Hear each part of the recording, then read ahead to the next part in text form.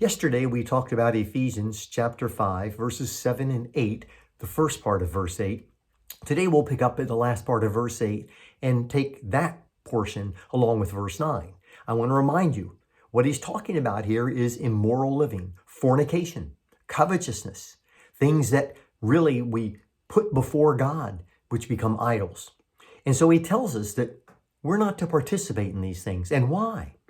And listen to this wonderful statement. But now you are light in the Lord. It's true, once we walked in darkness, but Jesus is the light of the world.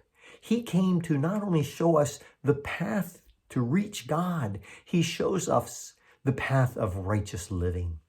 And so as children of the light, he says in verse number 8, walk as children of light.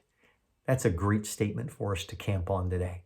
Walk as children of light. That's our lifestyle. That's our behavior. That's the way in which we carry out our Christian life. And we are children of light.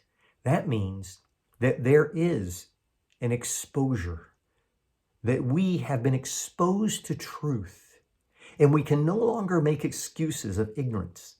We need to read God's word, we need to study God's word, and we need to allow his word to set the standard for our lives and our values.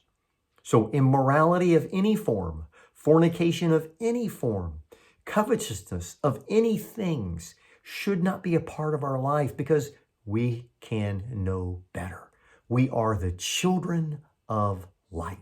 And then he says in verse number 9, for the fruit of light is found in all that is good and right and true. We have a standard to live by that is very different from those who are walking in darkness. It really matters how much light you have. If you're trying to walk around in the dark, you're going to stumble over a lot of things. You're going to go in the wrong direction many times. You're going to fall into all kinds of pitfalls. But as children of light, we don't have to be that way. We can and should be different. And that's why he says the fruit of the light is found in all that is good and right and true. Living in the light produces a different lifestyle.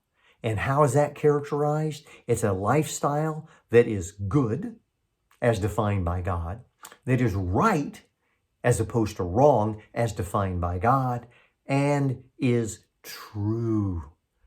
The sad part is, those that are living according to the present definition of things, the present pattern of life, those that are living this way are living in darkness. They're not doing what's good. They're doing things that are wrong and sinful. They are walking in darkness. They've been lied to and deceived.